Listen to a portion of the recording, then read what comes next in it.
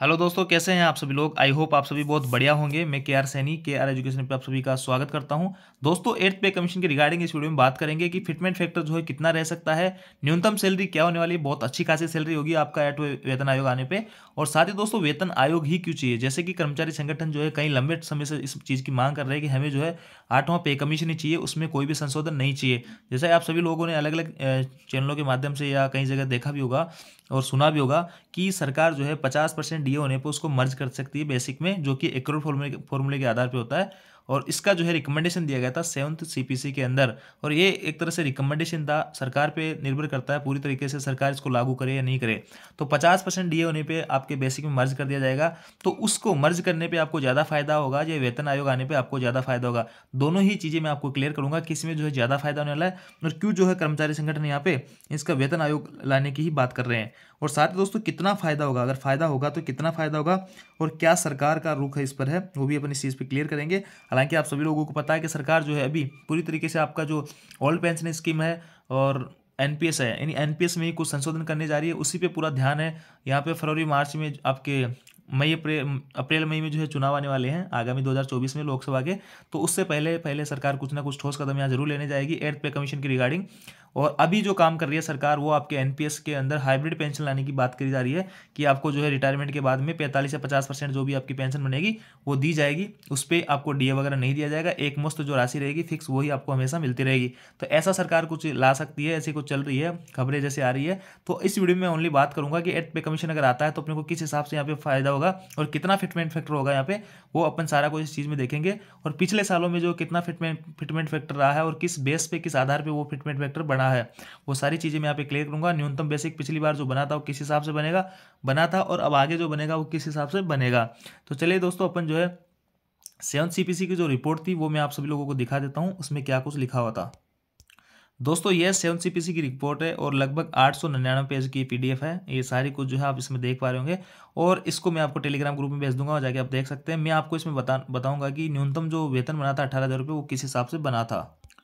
देखिए दोस्तों, आप स्क्रीन पे जो है देख पा रहे होंगे, आपको जो है न्यूनतम वेतन 18,000 रुपये बना था। देखिए यहाँ पे राउंड ऑफ में 18,000 बना था, वो किस हिसाब से बना था ये बहुत सारी चीज़ों पे डिपेंड करता है। यहाँ देखिए आपका जो राइस है, दाल है, ग्रीन है, सलाद है, फ्रूट मिल्क है, इनकी जो मात्रा होती है और इनका जो रेट होती है उसके आधार पे तय होता है कि आपका जो है न्यूनतम बेसिक कितना होना चाहिए। तो ये देखिए उस टाइम पे जो है इनकी रेट जो है यहाँ पे 25 रुपये थी 475 ग्राम की राइस की। और ये जो है अभी उस हिसाब के साथ जो उस टाइम जो रेटें थी उससे कहीं ज़्यादा अभी बढ़ चुकी है। तो इस हिसाब से जो है आपका न्यूनतम बेसिक भी यहाँ पे बढ़ना चाहिए और इन्हीं सब चीज़ों के आधार पे आपका न्यूनतम बेसिक यहाँ पे बढ़ेगा।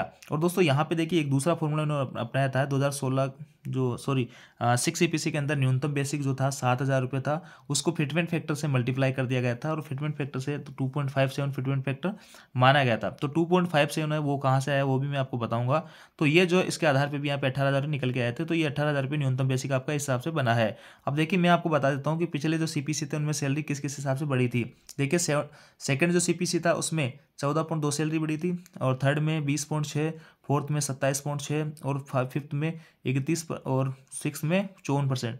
यहाँ देखिए दोस्तों, इस जो 6th सीपीसी के पहले जो गवर्नमेंट कर्मचारियों की सैलरी इतनी कुछ खास नहीं हुआ करती थी, लेकिन 6th जो सीपीसी आया उसके बाद में ही जो सरकारी नौकरियों का क्रेज बढ़ा है। क्योंकि दोस्तों यहाँ पे जो सैलरी में बहुत बम्पर यहाँ पे इजाफा किया गया था 54%, बहुत बड़ी जो है एक तरह से मान सकते हो बहुत बड़ा इंक्रीमेंट यहाँ पे सरकार ने दिया था। उसके बाद में 7 सीपीसी के अंदर कोई खास यहाँ पे सैलरी नहीं बढ़ी और 14.3 की यहाँ पे बढ़ोतरी देखी गई थी। देखिए दोस्तों, ये 14.3 की बढ़ोतरी ये किस हिसाब से परसेंटेज किस पे लागू होता है।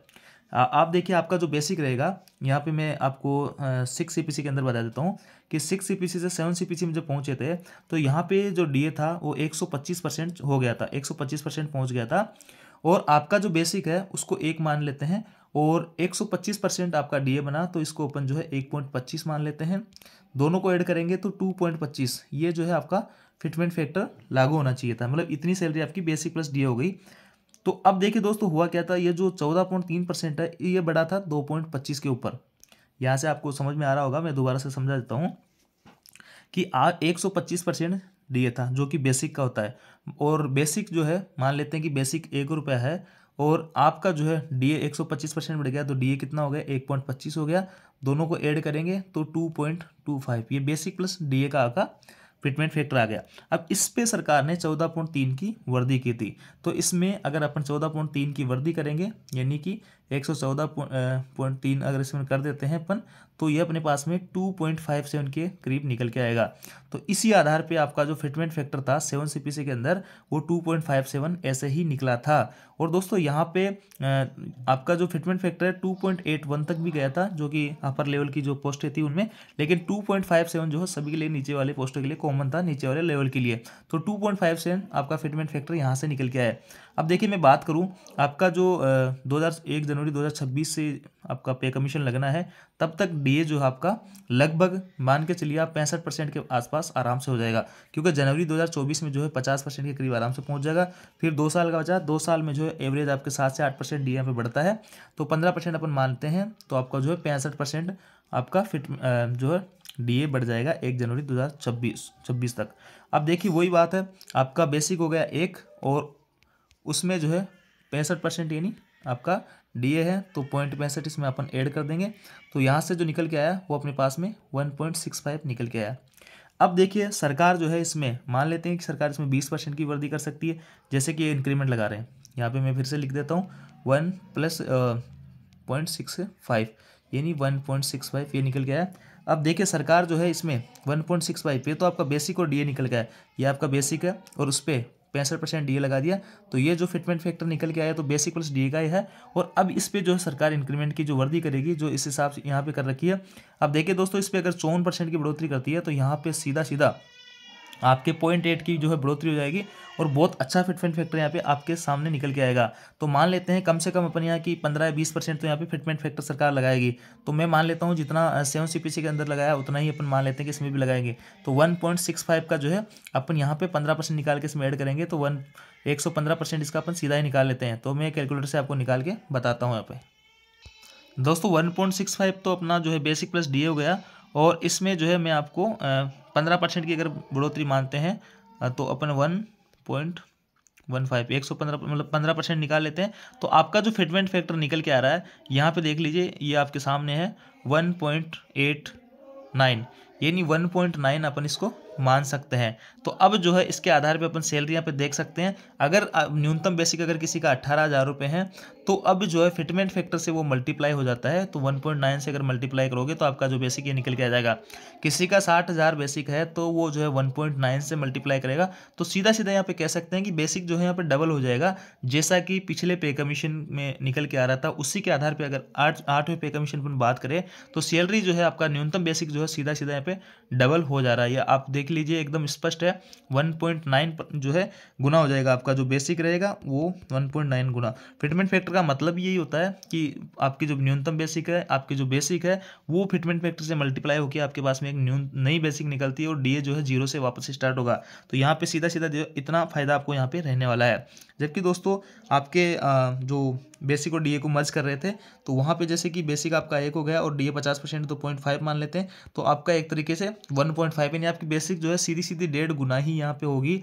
और इस पे जो है जो इंक्रीमेंट यहाँ पे 15% सरकार ने लगाया था वो यहाँ पे नहीं लगेगा, ओनली आपका जो है बेसिक प्लस डीए ही मर्ज होगा और डीए जो है 0 से स्टार्ट हो जाएगा। तो देखिए यहाँ पे जो 15% जो बढ़ रही थी सैलरी जो इंक्रीमेंट के रूप में, वो यहाँ पे बेसिक प्लस डीए मर्ज होने पर एक करोड़ फॉर्मूले में नहीं बढ़ेगी। इसलिए जो सरकारी कर्मचारी संगठन है वो यहाँ पे कमीशन की बात कर रही है कि हमें जो है पे कमीशन ही चाहिए।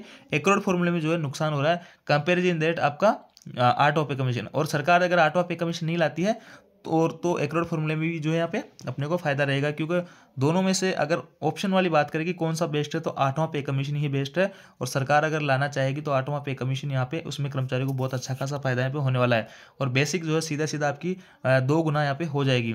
अब दोस्तों बात करते हैं अपन, तो दोस्तों ये चीज़ आप समझ चुके होंगे इसमें कि कैसे जो है अपने को यहाँ पे फायदा होने वाला है। न्यूनतम बेसिक जो है कैसे बढ़ती है पे कमीशन के अंदर, फिटमेंट फैक्टर जो है कितना यहाँ पे बढ़ सकता है। न्यूनतम मैंने माना है दोस्तों 7 CPC के आधार पे, फिर भी जो है 1.9 के करीब आपका फिटमेंट फैक्टर 100% यहाँ पे होगा अगर आपका 8वां पे कमीशन आता है तो। और कैसे फायदा होगा मैंने आपको बता दिया है। बेसिक आपकी यहाँ पे लगभग डबल हो जाएगी, और सरकार का रुख जो है अभी सरकार ने इस पर कोई भी जो है क्लियर नहीं किया है। अभी टीवी सोमनाथन जो है वित्त सचिव, उन्होंने भी जो क्लियर किया था कि सरकार ने अभी इस पर कोई भी बातचीत नहीं चल रही है और कोई चर्चा इस पर नहीं हो रही है। अभी जो है पेंशन के मुद्दे के ऊपर बात हो रही है।